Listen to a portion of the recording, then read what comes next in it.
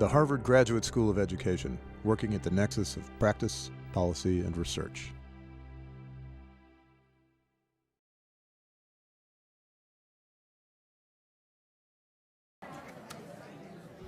Well, hello, everybody. I think we're ready to begin. It's just so wonderful to have the Ask With lecture hall full. And I have to say, I'm not surprised that it is, given the guests that we have this evening. I'm Kathleen McCartney. I'm Dean of the Harvard Graduate School of Education, and it's my pleasure to welcome you all here to this very special Ask With forum. At the Ed School, we often talk about measuring success by the impact that we have on the lives of learners. And by that standard, tonight's distinguished speaker, Eric Carle, has been phenomenally successful. For example, you may be interested in knowing that The Very Hungry Caterpillar has sold a copy somewhere in the world every single minute since it was first published 41 years ago. Yes, it's true. It has been translated into 45 languages, from Swahili to Catalan, and it is one of the most successful books of all time. And I'm not just talking about children's literature, one of the most successful books, period. One children's book author has called The Very Hungry Caterpillar one of the pillars of children's culture. And it is not an understatement to say that Eric's work has found its way into the hearts of millions of children throughout the world, including my daughters, so forgive me if I share a story or two. But my daughter Kimberly's first word was not mama, it was bear. It was bear. And I could never get through The Very Hungry Caterpillar with Caitlin. We would stop at this page and I would have to hear her say, I like the ice cream cone the best. No, I don't like the sausage. Yes, I like the lollipop. No, I don't like the hot dog. And I suspect many of you had the same trouble getting through this book. And if you've read it, then you know it doesn't matter how many times you read it. When you see this page, there's a sense of wonder and delight. For exactly these contributions to the lives of children, Eric was given the American Library Association Laura Ingalls Wilder Award in 2003. This award honors an author or illustrator whose books have made, over a period of years, a substantial and lasting contribution to literature for children. This is just one in a long list of awards and honors, including the National Education Association Foundation Award for Outstanding Service to Public Education, Outstanding Friend of Children from the Pittsburgh Children's Museum, and the John P. McGovern Award in Behavioral Sciences from the Smithsonian Institute. As educators, we can appreciate Eric Carle's great works on so many levels. The books are perfect teaching tools. They utilize prediction, pattern, and picture cues. That's for the language and literacy students. And they foster emotional development. That's for Bob Selman. Eric has said that he writes to try to help children adjust to school and its unknowns, and I'm quoting, "The unknown often brings fear with it," he says. "In my books, I try to counteract this fear, to replace it with a positive message. I believe that children are naturally creative and eager to learn. I want to show them that learning is really both fascinating and fun." I suspect you will all agree that his artistry is unparalleled in children's literature. He has illustrated over 70 books using his distinctive collage style. And I want to thank him for his graciousness in accepting my invitation to speak. We are so honored that he designed a poster for this event. By the way, it was a poster we couldn't keep up on the walls. And we are very grateful that he will be signing books for our community afterwards. I know his fans will treasure his signature, as I do. The poetic title of his talk is The Education of a Good Picture Writer. Please join me in welcoming Eric Carle.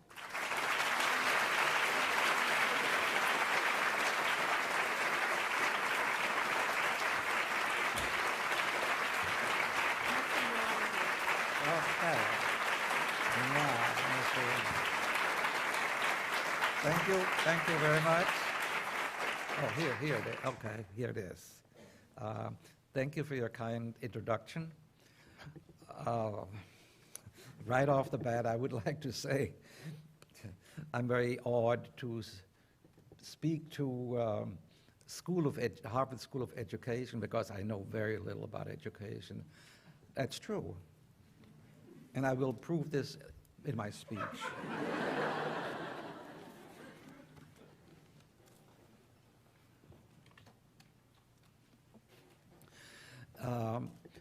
My own education was disastrous, and I'll talk about that too. And I quit my formal education at the age of 16 before the school year was over. And I just, as I said, know very little about education, and I cannot give you real advice how to educate. But there's one important thing I've made. If you watch animals, which I do a lot, if you watch a deer giving birth to its young, or a wildebeest to its young, the mother will always walk a little ahead of time. The mother knows the right distance, not to be too far away and not to be too close. If the mother is too far away, it's obviously the baby cannot follow. And if the mother is too close, the baby feels no need to follow. That's the only advice I can give you. Through my work, I have visited many schools in the past, and very often children would say, we did you last week. And I didn't want to let on that I didn't know what it meant. So I went home to my wife, who is a former Montessori teacher and special ed teacher, and I said, Bobby, they said they did me last week, and I don't know what it means. So she explained what it means, that they did a report on me. A child wrote to me several years ago, "You are a very good picture writer." So, and I wanted to bring in the word education in my speech, so I used that.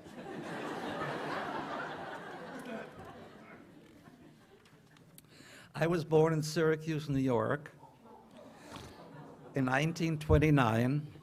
Shortly afterwards, the Wall Street crashed. In 1935, I started my formal education with Miss Fricke, who one day called in my mother and told her that her boy loved to draw and was very good at it, that she and my father should nurture their talent, and they always have. Miss Fricke, I don't know what she looked like. She was a wonderful, wonderful woman, and I remember a large sun-filled room, big windows, and colorful, and she gave us large sheets of paper with colorful paints and fat brushes. And I don't know what she looked like, but I do remember my report card. Here it is. I also remember that I went to school every day happy and whistling. So everybody's studying. I see everyone is studying my grades. Several months later, my parents, German immigrants, decided to return to Germany. My German grandmother had come over to visit, and my father is one of 5 children, and 3 of them immigrated to the United States. So Grandma came to visit her children and made them, or tried to make them homesick. None of them, her children, fell for it, but my mother did. So they remember. And my grandmother, she would tell me stories and things. One funny thing is she, I don't know if I should say that one. She went to the word to poor in German is schütten. So she went to the grocery store to buy potatoes, and he wanted to put it in a bag, and she held up her apron and said, no, just shit it in here. The grocer refused to do it. She also told me I had Schlappohren, and as you can see, I did have Schlappohren. So we sailed on to Germany.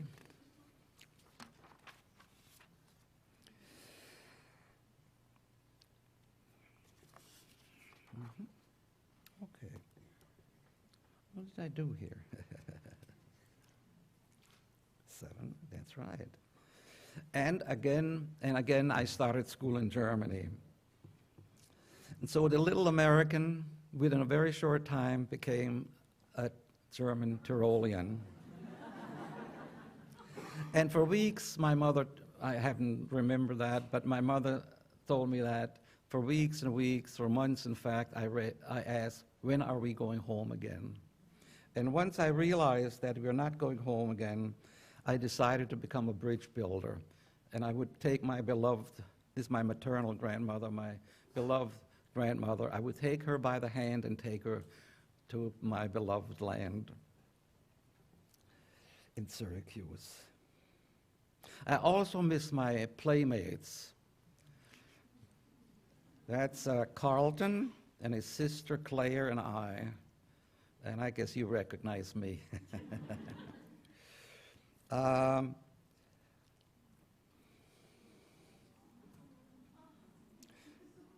And after I had left, he wrote this heart-rending letter. I miss you. When are you coming back? You know, for a 6-year-old child, we adults often forget that friendship is important for children. We always think when they grow up, they will have friends and partners and get married and things like that. No, sometimes when I visit schools and I say, tell me about your friends, they put their arms around each other and they are so happy. So very important it is for children and friends. 20 years later, I visited and I sent this picture here home to my mother, and then she returned a picture you just saw a couple of seconds earlier. I walked into, he didn't know that I was visiting, and I went to his house and knocked his door, and I said, do you know who I am? And he said, of course, you're Eric.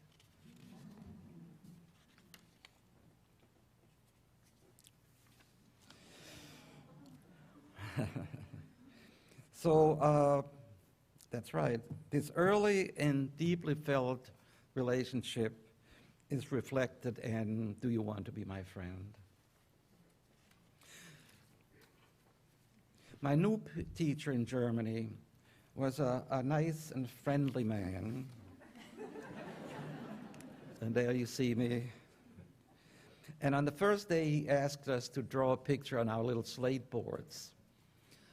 And he waited a little bit, and then he started giving notes. I call it notes. Grades. In Germany, they call it notes. And he gave grades. They go in Germany from 1 to 6. 1 is excellent, and 6 is failed. So he gave me a 3, and then he walked through the class and gave notes, grades and grades and grades. Halfway through, he stopped, scratched his head, walked back to my slate, erased it, and gave me a 1. So I knew school would be fun again, and I went off every morning whistling, but it was not to be. For some reason, I was transferred to another school within a week or 2, and now my new teacher was a small and angry man who quickly introduced me to the pain of the thin bamboo switch, 3 on each hand held this way. From that day on, I feared and hated school. Now, in this new class, it was small pieces of paper, hard pencil, a ruler, and a warning not to make mistakes. The door had closed again. In Germany, I became acquainted with the classics Max and Moritz. Maybe some of you know that. No? No? Oh. We're a little off here. There we are, Max and Moritz. This is from the Struwwelpeter book. No, sorry.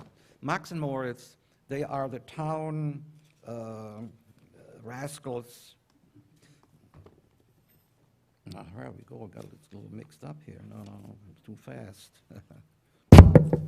What did I do? Whatever. Max and Moritz. Let me see. Oh, I'm sorry, I got something. I'm sorry, whoever doing this. Let me go back. I'm doing this right.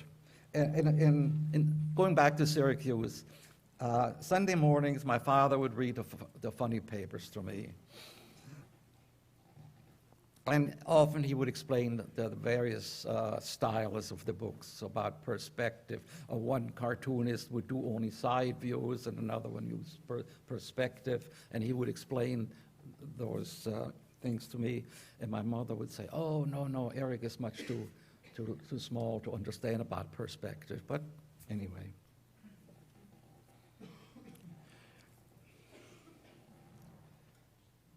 I did not have many books as a child, but I did have Mickey Mouse. Loved Mickey Mouse. He was my hero. And Flash Gordon. I love Flash Gordon. I especially loved the women he was forever rescuing. They were he rescued them from falling airplanes, from evil kings and meteors crashing towards Earth. So even the 4, 5, and 6-year-old boy is aware of sexy women, I guess.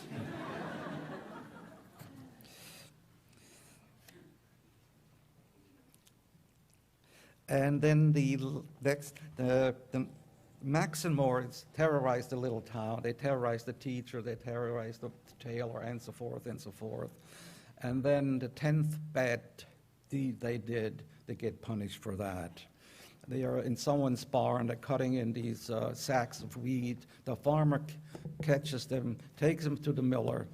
Little Max and Moritz get ground up, and the ducks come and eat them up.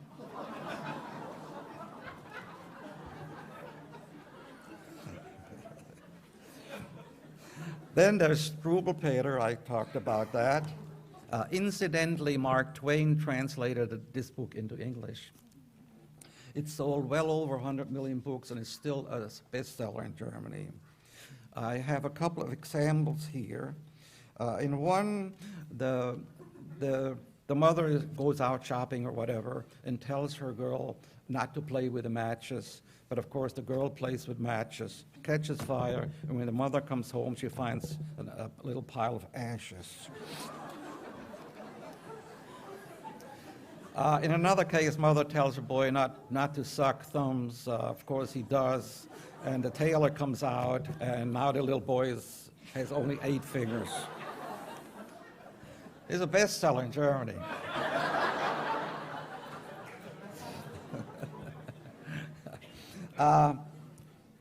In Germany, my father and I continued to explore our surroundings. We would rescue a swallow that had damaged a wing, I remember.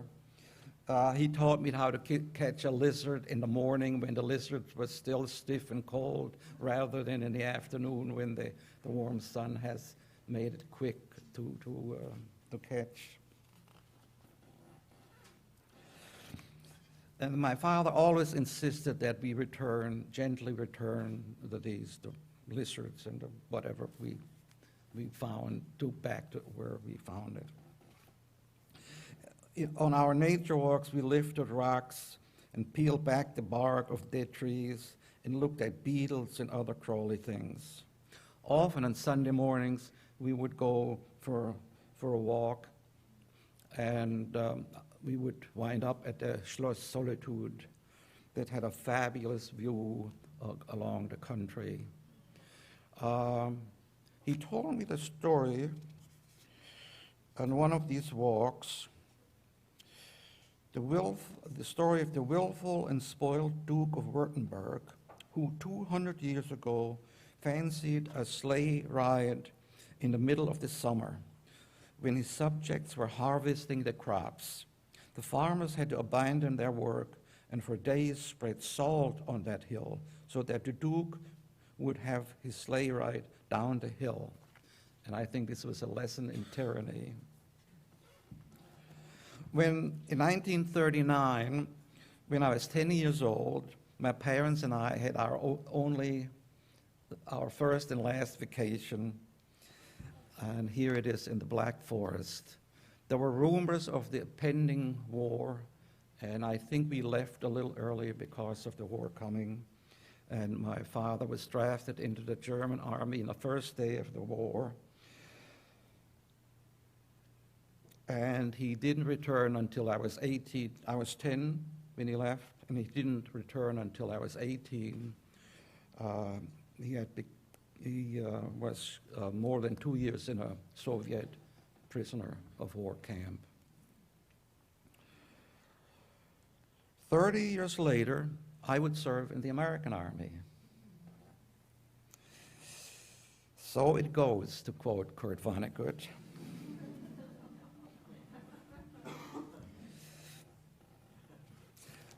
I had, in Germany, my grandfather, he always wanted me to become a doctor, because in Germany to be addressed as Herr Doktor is just, is very important. This was my answer. Then he said, well, at least become a dentist. They still call you Herr Doktor. Again, no. He said, Eric, you will amount to nothing. Was very disappointed in me. I was so angry at his reaction that I went into his bedroom, locked it from the inside, and tore down the wallpaper. From that time on, he left me alone.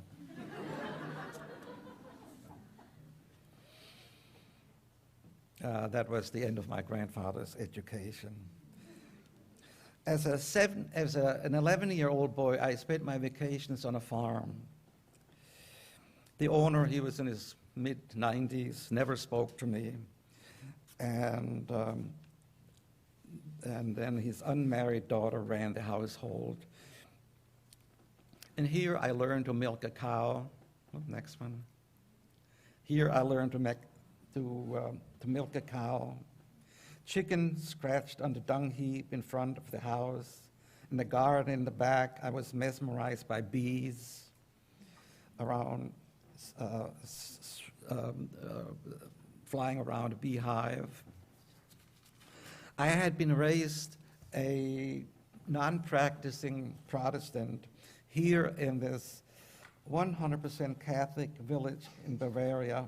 I experienced a rich and deeply felt faith. Every Sunday morning, I joined my host at church services. I loved the ancient church, the thick walls, the Latin prayers and the songs rising to the vaulted ceilings, the priest in his ornate robe, and I was intoxicated by the smell of incense. I just loved the Catholic Church at that time. The tiny village was truly stuck in the Middle Ages. There were no cars. Saturday mornings, a truck would pull up and cart away from the milk house one big round Swiss cheese that had been made during the week. Later in my life, Bruegel's Harvest became one of my favorite pictures, and I think it has a lot to do to my days on the farm.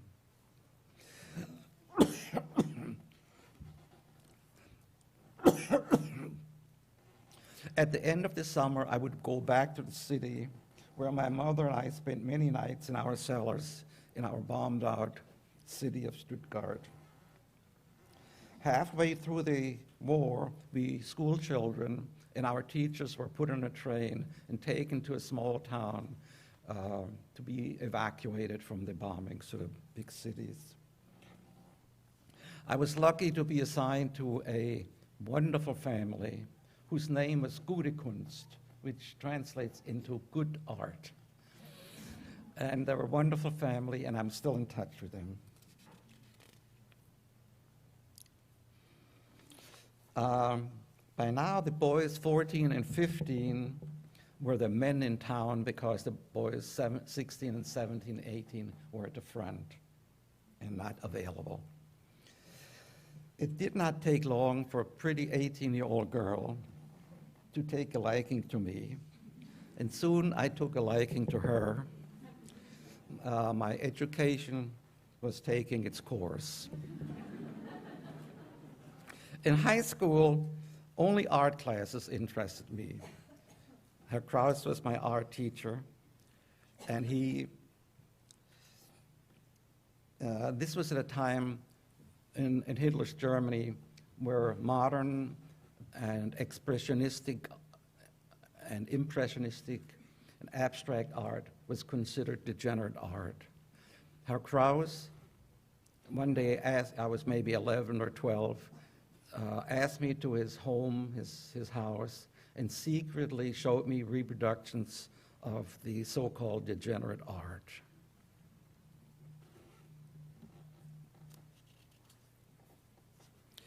He says, I am instructed to teach you realistic and naturalistic art, but I like your loose style. Look at the looseness of this art here. Then he got agitated, and these Nazi charlatans, he said, they have no idea about art. I had never seen art like this before, and it left a deep impression on me. I also was surprised by Herr Krauss' open contempt of the Nazis. And this was an experience I've never forgotten in my life. In order to open that door a little to this young boy who liked colors, Herr Krauss was willing to risk so much. Then one day the war is over, schools were damaged, destroyed or closed for lack of heating material. And when my school was reopened, I asked Herr Krauss what professions were open to me, a boy who loved color and design and paint, and who hated school so much. He recommended that I study with Professor Schneidler at the nearby Academy of Applied Arts. And if you look at this picture, you know exactly which one is Herr Professor Schneidler, right? He had been in World War I, he had been an officer, Prussian officer, you still can tell it.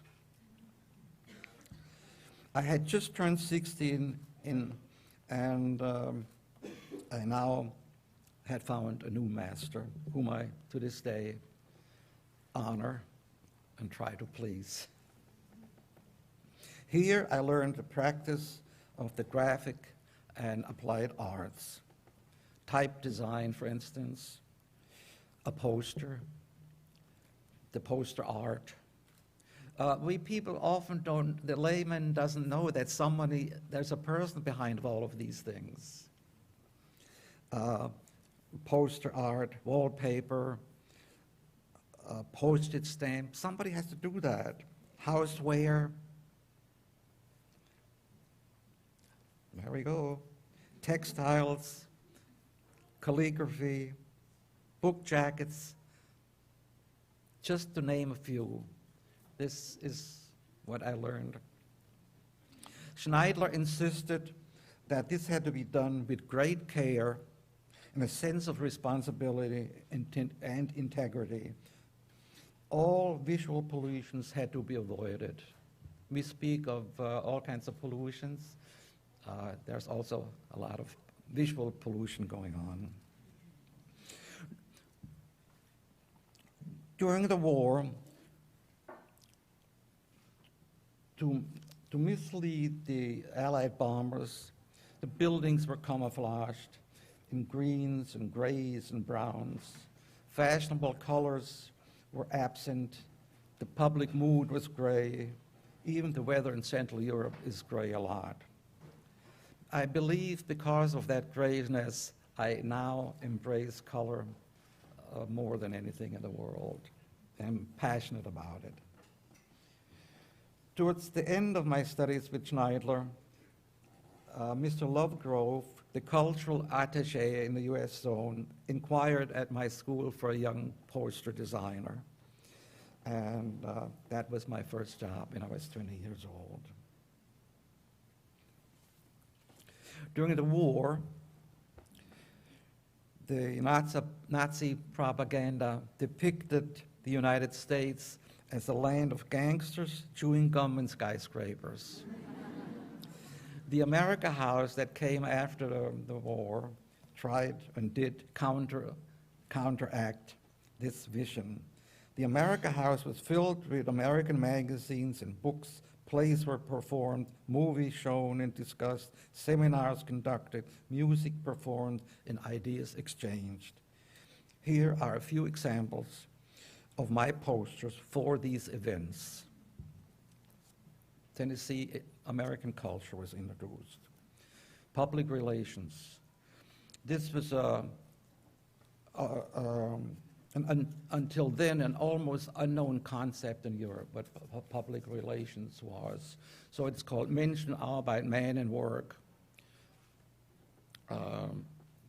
factory and public, which we call public relations.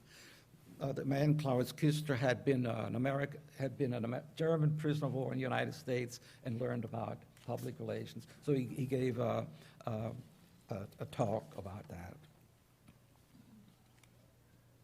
And I did the posters for the events. And here are a few examples. Oh, did I do that on? Okay. Oh, did we? I don't know what I. Did you do it before that? Okay. The first one is Glass Menagerie, right? Yep. Oh yeah, first Glass Menagerie. Go on. Yeah. Okay. 12-tone music.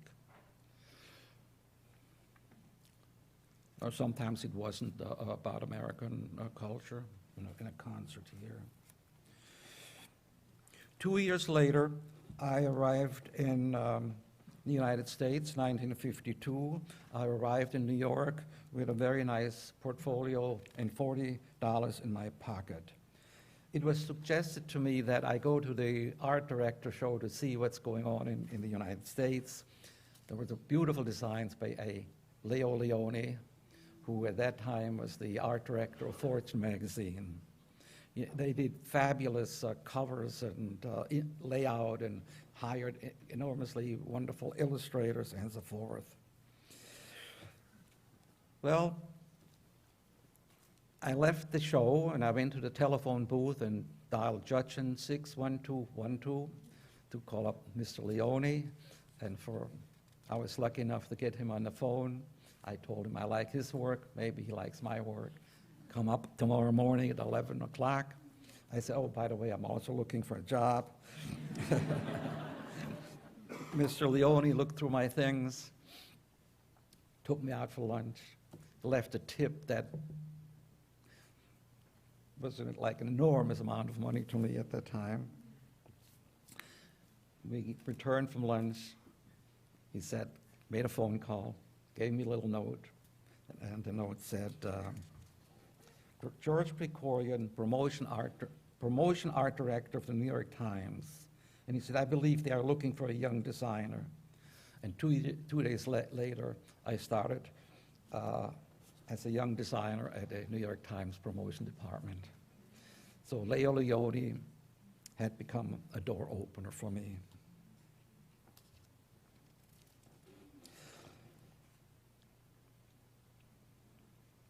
Leone and I stayed in touch occasionally, and he went on to do Little Blue and Little Red, Little Blue and Little Yellow for his grandchildren. And he suggested I do children's books too. And he even set up 2 appointments with his editor, and both times the editor liked my work, but that was it. I would have to wait years and years later for Bill Martin, who had seen an ad of mine, and based on that, after the New York Times, I worked for advertising agency that specialized in pharmaceutical advertising, and this was for an antihistamine. Some people are allergic to lobsters. And based on that, Bill Martin asked me to illustrate his brown bear. Brown bear, what do you see? In the course of 40 years, Bill and I have done 4 books. The last one is, here's Bill. He was a door opener, certainly a wonderful door opener. From him I learned the rhythm of language and how to use it effectively, the repetition effectively. Years ago, I was at a signing tour with Bill, and in the morning he came down from his room and he said, I'm writing a story and I want to test it with you. And he held it up and it says, da, da, da, da, da, da, da, da, or do you think it should be da, da, da, da, da, da, da, da, da? And I said, Bill, what are you talking about? He said, first I establish a rhythm and then I put words in that. So it's something I learned from him. The last book, Baby Bear, what do you see? He left the manuscript for me before he died, and this was a wonderful relationship and a door opener. After I had done the book with Bill, I asked myself, what if I were an author as well? And I developed all kinds of ideas and put them in an idea box. The simple heartbeat of Brown Bear set me on fire. I quit my position at the advertising agency because it was becoming more and more of an administrative job. Memos, business travel, meetings, drinking with clients, and it just did not suit me. And so I became a freelance designer. And I left my portfolio overnight with art directors at publishing firms, for instance, and then the art director would look at it. And in this case, I was asked to illustrate a cookbook called Red Flannel Hash and Shoofly Pie. I was asked to do 6 chapter openings, but it was such an interesting book that I did 60. And the editor, her name is Anne Benedus, I think felt obligated to take me out for lunch.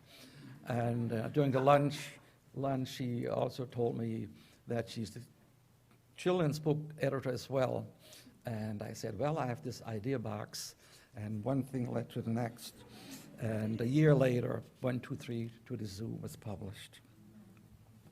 Since I was not so sure about grammar and spelling and commas, I made this into a wordless book. But Anne reassured me. She said, I'm not interested in ideas. I'm interested in ideas, not grammar and punctuation. A good lesson, by the way. How encouraging. Here's Anne and I. It's been a long, wonderful relationship, and she has been a wonderful door opener for me. To illustrate my books, I use collage technique. Now, there's nothing new about collage technique. Picasso, Matisse do collages. Picture book artists like Leone and Ezra Jack Keats do collages.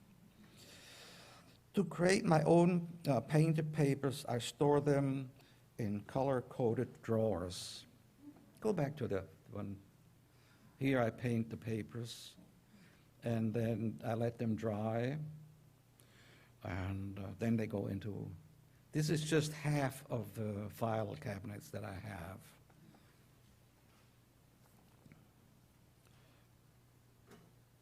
I'm very interested in textures, both in nature and in paintings. Here, for instance, if you look at the water and the entire picture, big picture, you look at the water and then look at a small blown-up swatch of that. Go to the next one. Between his eye and her hat, I enlarged that. You see her face a little and his eye a little bit. And that's, you see how. And here's the Van Gogh. It's a little bit underneath the sun, and then it's blown up. Or I'm the kind of guy that upsets museum guards very much because I always walk like this.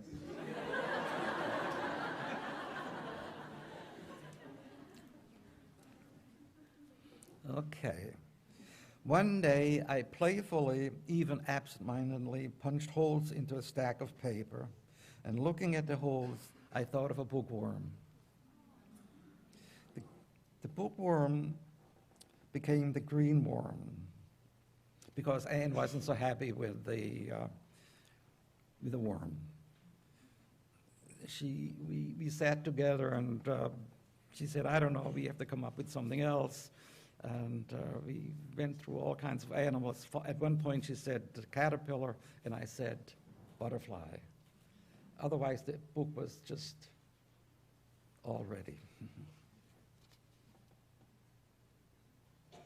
Okay, we got this. I've been very fortunate. Many doors helped me on my way, and so my wife and I decided that it was time to give back. With the help of generous friends, publishers, and a gift of 7 acres from Hampshire College, we have built a 40,000 square foot museum, the Eric Carle Museum of Picture Books, which opened in the year 2002. It has 3 galleries, a library, an auditorium, a cafeteria, a gift shop, and for the lobby, I have created these panels in the background there. My editor once said to me, your books are literature for the not yet reader and for beginning readers. With the museum, we hope to open the doors for children in art, literature, and things that we call culture. But the museum is not a children's museum, it's a museum for all. So come and visit. I feel terrible that I have been unable to provide you with any helpful hints that might enhance your work as an educator. Now, however, there's one thing here that I've done with children. This is how it goes. For the educators here, you have to do this with children. Okay, you all stare at the red hose. That's me, by the way, holding the red hose. So what you do, you stare at that red hose, you stare at it, and you get bored. You're not moving your eyes, you're looking at it, and you don't photograph it, and you're looking... And you stare at it, and you stare at it, and keep staring at that. You see anything happening? Another color faintly coming through? Do you? Well,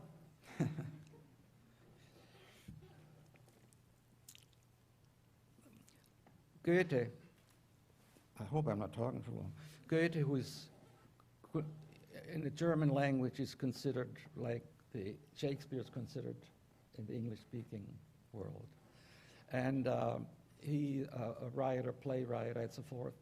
But he was 200 years ago traveling in Italy, and he was tired, and he went into a tavern, and he sat down, and there was a white wall, and a waitress in a red dress was taking an order from another table, and he kind of absentmindly and tired stared at her, and then she walked away, and he kept staring at the wall. At a greenish image appeared, just like here, and based on that, he developed the Goethe's color theory, and he claimed later in his life That was his his greatest achievement, was his color therapy, color theory.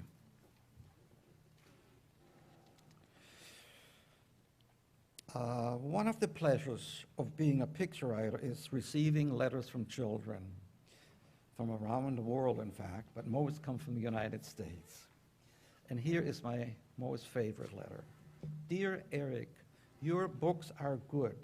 Our teacher made us read all your books. Will you ever retire?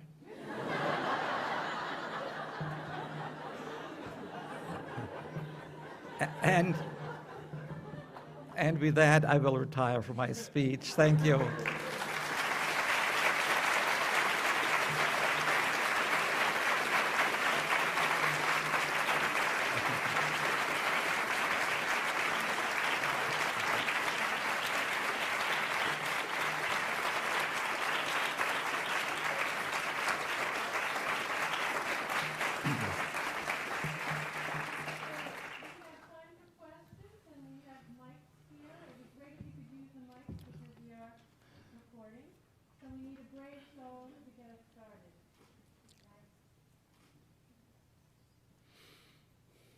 See, I have covered everything.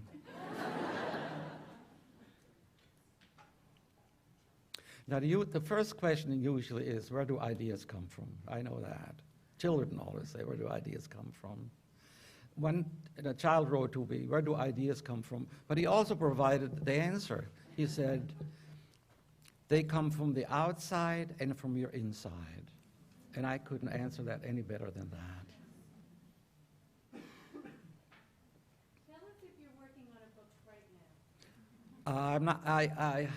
The last book for Bill Martin was Baby Bear, and that came out 3 years ago, and I haven't done anything since.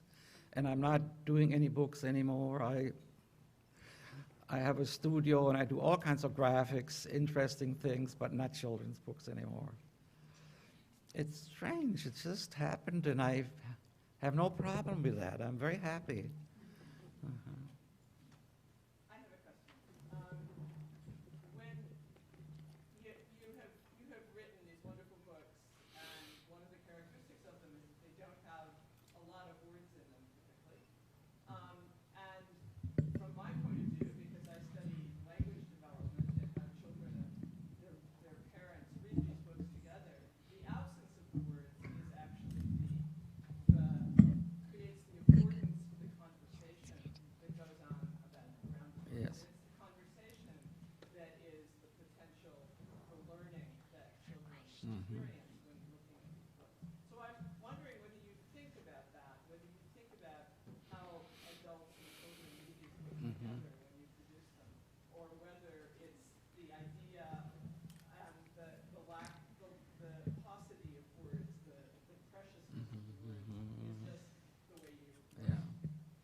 Well, I've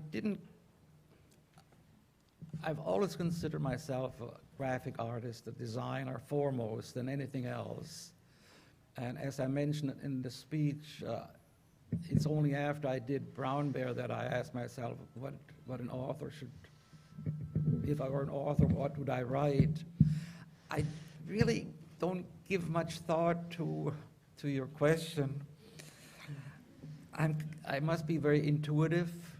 I'm truly surprised that my work has become so well accepted and beloved.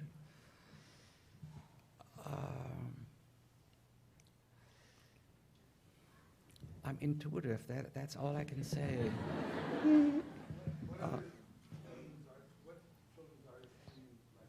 Well, yes.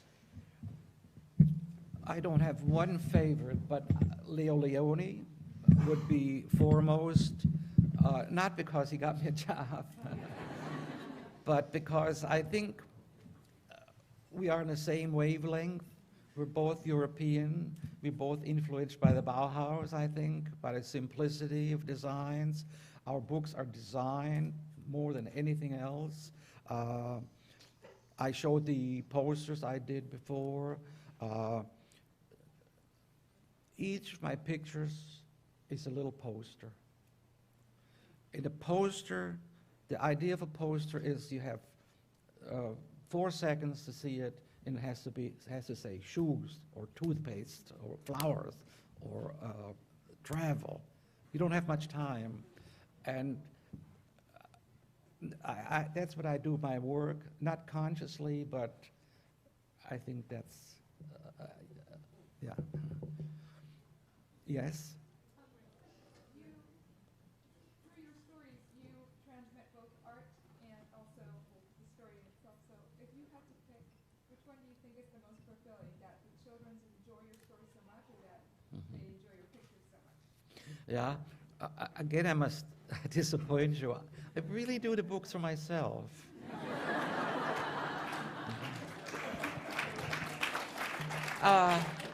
I think that is true of most creative people. You know, I'm not comparing myself to Beethoven, but I'm sure he didn't write for the people. He wrote for himself. Or Picasso, he didn't do that for the people. He does it for himself. It sounds a little arrogant, but I think that's how it's done. However, I work with, as I mentioned before, I work with an editor, so some adjustments are made. I mean, you're bound by 32 pages. Most picture books are 32 pages. So the cover would be number 1. The next 2 pages, 2 and 3, would be the end sheet. 4 and 5 is usually inside title. So you have about 12, 14 double spreads to tell your story.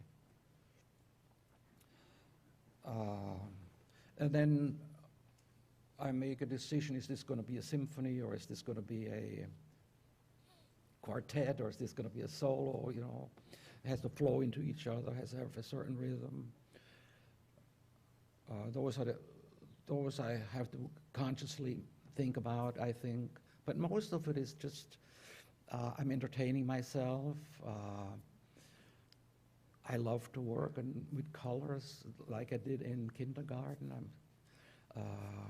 I mentioned before that my classroom in Syracuse was big and big windows and lots of light streaming in. And a number of years ago, a friend came in and looked at my studio. And I have a big studio with big windows with a lot of light coming through the window. So I recreated that. Yes. But I don't get it. You don't get it?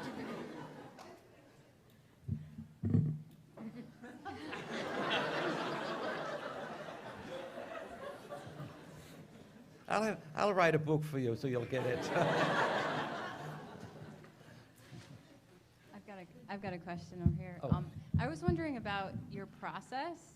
Yeah. And I mean, all artists work in different ways, and I was wondering if you sort of worked with your collage pieces first and like collage images out of that, or if you're doing drawings first, like about that. Well, first the collages I learned about in art school. It's one of the techniques I learned, lithography, photography, all these things, but collage. Big shapes always appeal to me. Schneidler, my teacher, encouraged that. For instance, I learned etching with a fine needle. He said, "You're not so good with that, don't do it." I tried calligraphy. He said, "No, Mr. Carle, no, it's not good." So he also guided me into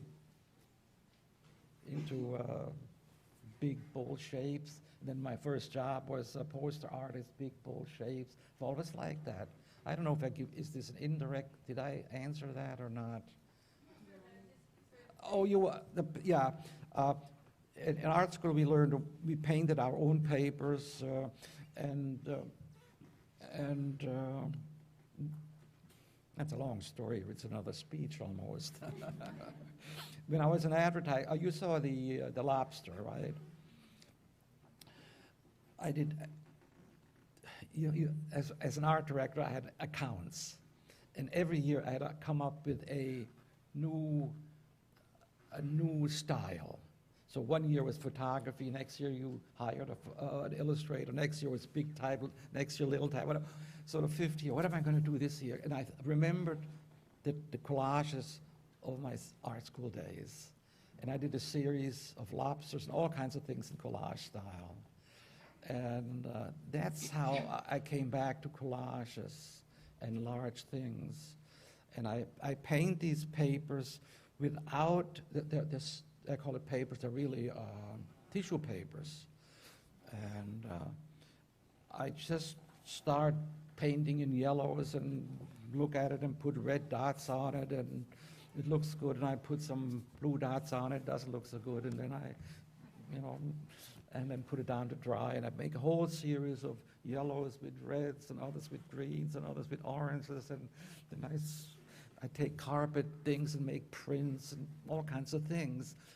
What I'm trying to say, I don't make the papers with a book in mind. It's just in 99.9 cases, I did a book on clouds, so I had to make cloudy kind of things for that. I think this would be a lecture almost. Hi, Mr. Carle, if I could just build on what you said a few moments ago about how you are intuitive, and you're very humble. You're standing there saying you don't know what to say to a room full of educators about education, when I think that you're an amazing educator and you are incredibly intuitive. Not only do you have a gift, I think you are a gift. I'm a first grade teacher and a kindergarten teacher, and I've been working for almost 20 years with young children.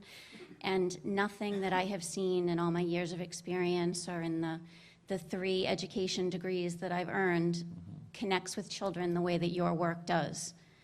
And you intuitively know how to differentiate for children, which is a challenge that we all work with every day in our classrooms, how to make something engaging and appropriate for every child that's in front of us.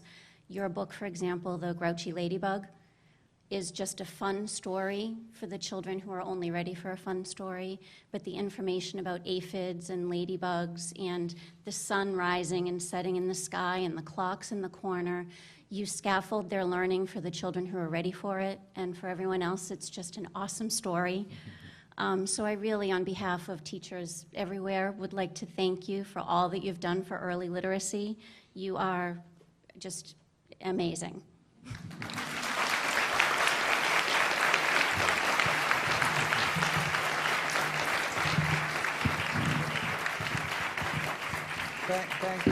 Thank you so much for saying these kind things. Thank you. What made you start making these books? What made me start making these books? Because someone by the name of Bill Martin had written a story, and he asked me, would you do the pictures? So I did the pictures. And after I had done the pictures, I said, now, maybe I can write a story too, and I began to write stories. That's how I started out. Before I ask this question, let me say I have a great fondness for the state of Texas, but I was at a recent talk by Jonathan Kozel, and he mentioned that your book, your most recent book, was banned by the Texas State Board of Education, yes, because Bill Martin had written a lot of socialist books, and it turns out that it was the wrong Bill Martin who had written them. But they still kept the books banned, from what I understand. Can you speak to that incident in particular, and maybe censorship in general? Well, books, yes. Books, I forget who said it. I forget who said it. He said, books who burn books will later burn people. And I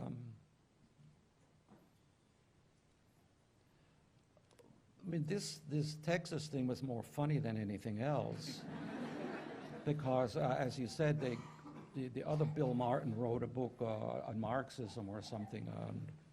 I'm sure he's never gotten so much attention since. But we live in I talked to you about Herr Krauss, who showed me the forbidden art he could have been, the minimum would have been losing his job. More likely he would have been arrested or something for showing degenerate art to his students. So, contrast that to this. The person on that board wanted to prove how, I think it was a woman, how astute she is, and so forth. And I'm going to, I don't have much to say. I have a nephew in Texas, and I wrote him an email, and I said, what's wrong with you Texans? Isn't there anything you can do? And he wrote back, help me out, Bobby. Oh, yeah. He wrote, I'm living deep in the heart of stupid.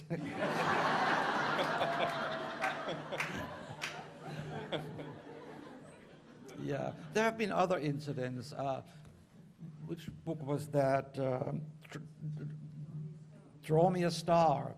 I don't know if you know that. In that one, there's a nude couple in there, but it's very graphic. Not graphic. Very bold, poster-like, and that has been banned in some places. And one in that book, in the end, I write about my grandmother who drew a star for me, and it goes, Kri, Kra, Kraten, Fuß, Gänse laufen, Barfuß, and you have a star. And that woman wrote me, your grandmother would be ashamed of you because of the nude couple in there. Well, Adam and Eve are. It's the only way I could show them.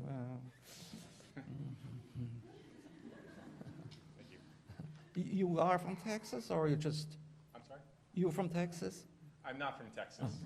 I'm from Massachusetts. No, actually, I've been in Texas a number of times to sign books. People are very nice people there. I don't know why they're so crazy at times. So. Yeah.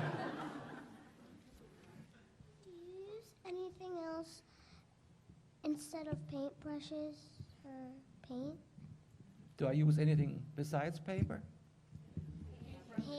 Paintbrushes? Yeah, I do some other things which I haven't shown. One book I showed was done linoleum cuts. You know how that's done? I don't know if you do that. You take linoleum and you cut, and then you make a print from it. I've done a book with Norton Juster, who did the Toll Booth book, and I did pen and ink drawings. Good example is the chameleon book I did. I did that differently. I did it with crayon. It didn't sell. So my publisher said, do it in collage, and I did it in collage, and it sells. But I like to experiment with all kinds of things. I haven't shown anything here. I even do photography, experimental things. I do experimental things with glass and silk and metal. Yeah, that's fun. Yes? You have, what do you think about the changing patterns of the consumption of media by children? And I guess specifically what I'm talking about is increased consumption through digital devices. Yeah, yeah. iPhones, iPads. Now you're seeing traditional children's stories as an app. And I actually just saw one on an iPad that was pretty neat, but obviously a completely different experience. Yeah. Just wondering if you had opinion on that. Yeah, I'll make a little story of that. Prehistoric times. The storyteller sits around a fire, and the cave children come out, and he's telling stories about the moon and all these things. Then a couple of thousand years forward, we come to somebody reading from a book on paper. Then we go forward, we get to computers, and we go forward. So, to me, it doesn't matter. I prefer paper, I prefer books. I like to hold books. But I'm sure in 50 years, paper will be out, and there'll still be literature. That's the point, is that, not the medium. Out of all the books you've ever illustrated, what is your favorite? Good, yes. Do You Want to Be My Friend, which I showed before. It's maybe not all that well known, that book, as The Caterpillar, because of friendship and the emotional part of it. I don't think The Caterpillar has that emotional thing that the friend book has. The difference with The Caterpillar is the success of The Caterpillar versus the friendship book. The Caterpillar, I mean, my editors and my publishers and my friends, we sit around, why is it so successful? No one really knows why. But maybe it is a book of hope, that you, ugly little thing, can grow up to be a beautiful butterfly and fly into the world with your talents. A book of hope that you can, I remember, I was worried, will I grow up? Will I be tall? Will I be able to read? Will I be able to pay, and maybe that is the success of it.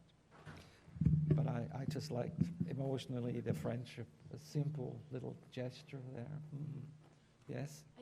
I have a quick story of thanks. I teach 5th and 6th graders, and one of my 5th graders this year had the opportunity to read to the junior kindergarten class in Cambridge. And he was very, very nervous, and he really, really struggles with reading. But I brought, a huge box of books that were, my favorites or ones that people had given me. And he saw The Grouchy Ladybug, and he said, I loved that book. He's like, I want to read that book.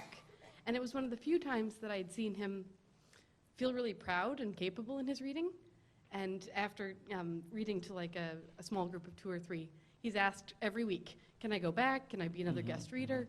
And I've really seen a confidence in him. So I just wanted to say thank you. Thank you. Thank you very much.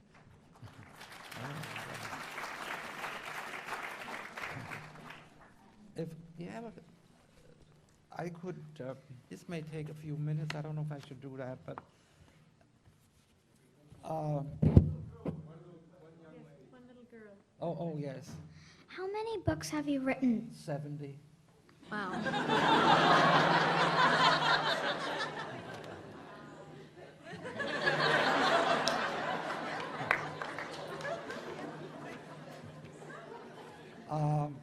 I like to read a little something.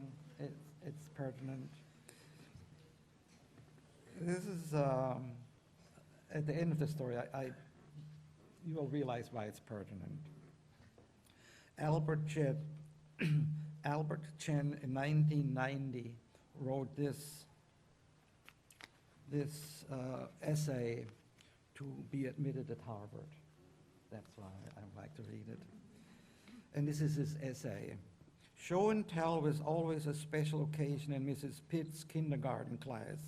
Every Friday, 2 or 3 of us would bring in a prized possession to talk about in front of the class. One day, James brought in his Star Wars action figures, and Andrea brought in her favorite doll. That day, I brought in my favorite book, The Very Hungry Caterpillar, and read it to class. In the light of the moon, a little egg lay on a leaf. One Sunday morning, the warm sun came up, and pop out of the egg came a tiny and very hungry caterpillar. I started reading at the age of 4, and by kindergarten, I was well into Dr. Seuss and Mother Goose. My interest in reading was fostered by my parents and relatives. On Tuesday, he ate through 2 pears, but he was still hungry. After kindergarten, my interest ran into animals and dinosaurs, reflected by my subscription to Ranger Rick and numerous dinosaur books. I'll shorten it a little bit. No? Okay. Ranger Rick and numerous dinosaur books. I subscribed to the magazine for 70 years, reading them from cover to cover and enjoying the spectacular pictures. I was indisputable authority on animals and dinosaurs for our entire family. On Wednesday, he ate through 3 plums, but he was still hungry. By the third grade, I was the Hardy Boy fanatic, living vicariously through the intrepid adventures and experience of Frank and Joe Hardy. I recall my mother borrowing many biographies around this time. She wanted me to learn from the examples of many famous figures, Sir Winston Osler, Harry S. Truman, and others. These books helped tremendously in shaping my values at an early age. On Thursday, he ate through 4 strawberries, but he was still hungry. My introduction to classics came in the 4th grade with Treasure Island and Little Men by Louisa May Alcott became my favorite writers for quite a while. The sense of family unity and fortitude reflecting in her writing paralleled my own experience. My mother had just been hospitalized for 2 weeks, and in the meantime, my 2 aunts were taking care of my sister and me. I still rely heavily on my family for support and direction. National Geographic and Discover entered my life at the same time. The first personal computer was entering homes, and I became familiar with them quickly. I used an article in Microchips from National Geographic, my first research paper.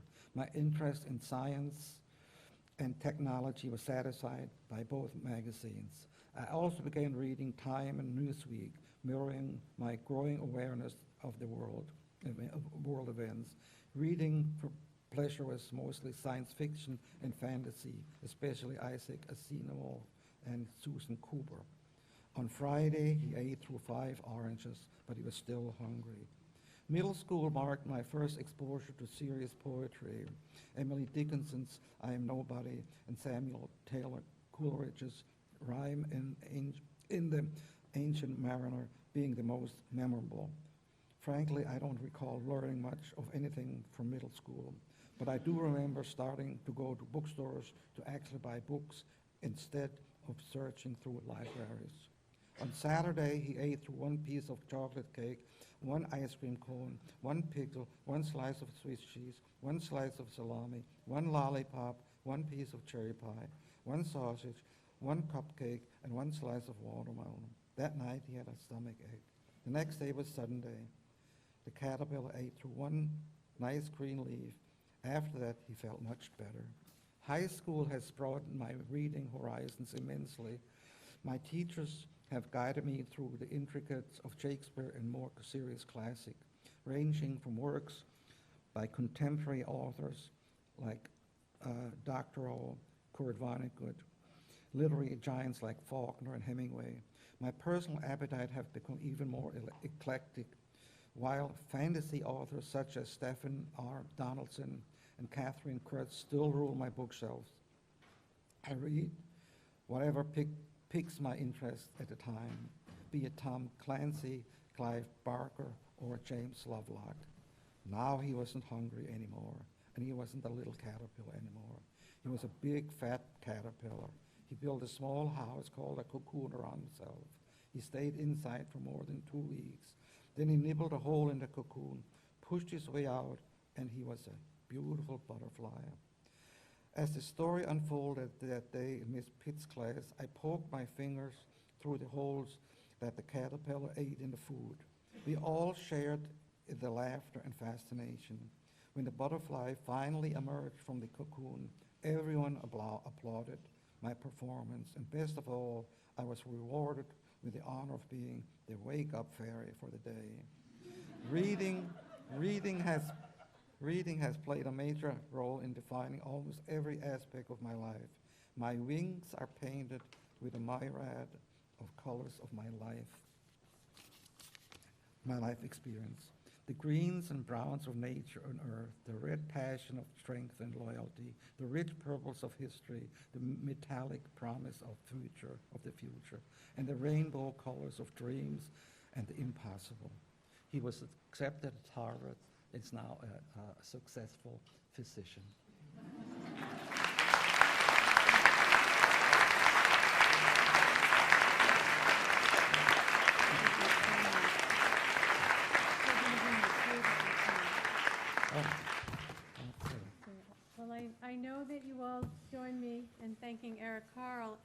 They're going to bring a table and chair up here, and he has agreed to sign books, probably one per customer, not personalized.